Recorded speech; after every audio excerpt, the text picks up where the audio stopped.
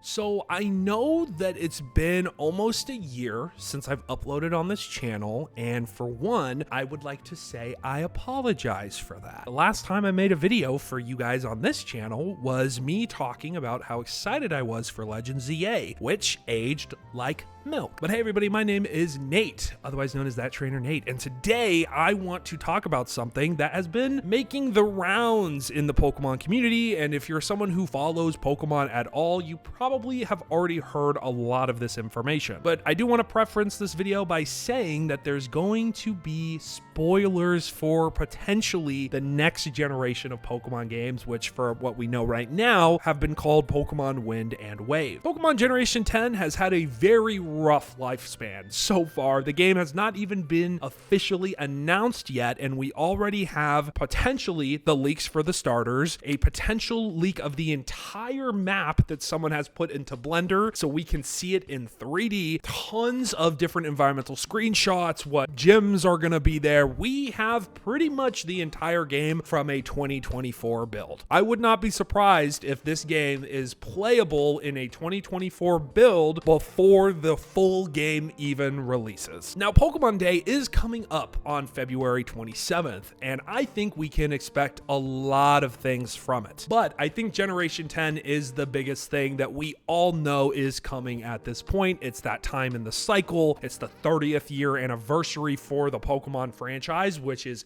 insane. So let's just talk about some of the leaks that we have right now. For one, we know potentially the starters, or at least how people will like the starters. Apparently, according to some leakers, the grass starter is going to be something that is underwhelming at first, but really grows on people over time. Apparently, the fire starter has all of the makings of an absolute fan favorite Pokemon, which means it's probably going to be super cool looking. Most of the fire starters are generally the cooler looking of the three, and that's why a lot of people like them. And the water starter, which is probably going to be my choice until we see them, is apparently a standout starter, meaning this is something that we haven't really seen a lot of and is going to knock your socks off. Now again, let's take these leaks with a grain of salt because these leaks are from an old build of the game. However, let's talk about them a little bit. Apparently, from certain leaks that we have gotten, we've been able to deduce that the gyms for this game, which means we are getting gyms back, which is great, is going to be grass, poison, flying, fighting, dark, normal, steel, and fairy. Now, some previous leaks have indicated that Pokemon Gen 10 gyms would be mixed with these Titan Pokemon, representing basically 18 challenges, which is very similar to what we got in Scarlet and Violet. But that means with the process of elimination that the 10 Titan Pokemon, or not the 10, whatever, the certain amount of number of Titan Pokemon are going to be fire, water, electric, ice, ground, psychic, bug, rock, ghost, and dragon type Pokemon. I will say, take 4 of those with a grain of salt as well, because the only thing that was mentioned in the gyms was the 8 gyms and not the Elite 4. If we do get the Elite 4 back, I would take 4 of those typings and kind of run with them. Personally, dragon typing is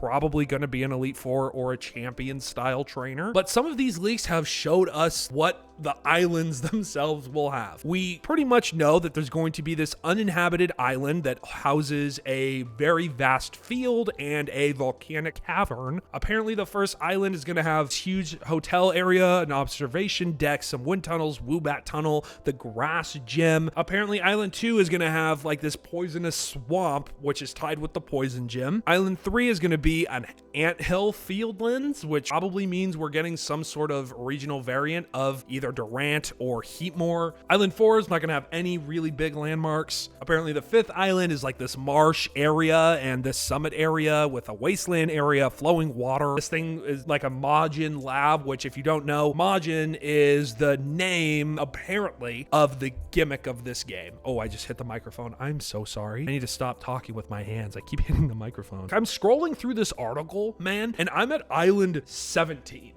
A lot different from Sun and Moon, and it's like 5 islands. But from what we've been told, this game is generally a lot bigger. probably around the size, if not maybe a little bigger than Scarlet and Violet. But from a lot of the screenshots, and again, this is from 2024, so this could have changed, it could have been adjusted. The game has the makings of a good-looking Switch 2 game. Not just a good-looking Pokemon game, not just a good-looking game, but a good-looking Nintendo Switch 2 game. And we know the Switch 2 can run some really good-looking games, right? Especially after that new partner showcase. Indiana Jones, Final Fantasy Rebirth. Like, these games look incredible on the Switch 2. So maybe they actually let Game Freak cook for once. Maybe, we'll see. Now, there has been a heavy kind of leak and rumor around Pokemon Gen 10 having this procedural generation, which I could see as a very likely possibility. I think it's just logically the next step from Scarlet and Violet. Now, I don't know if that means maybe the gyms will be in different islands, or if every time you restart the game, there's different Pokemon, which would be really cool, but I doubt that would ever happen. Maybe they can procedurally generate a fucking difficulty mode. Am I right? But all jokes aside,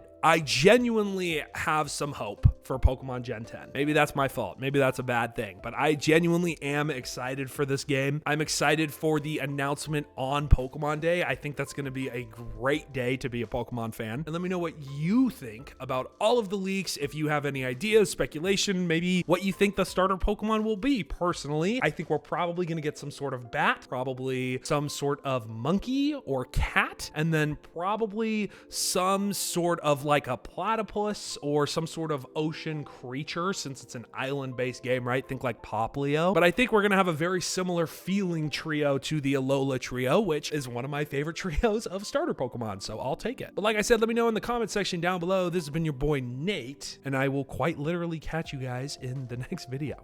Peace out.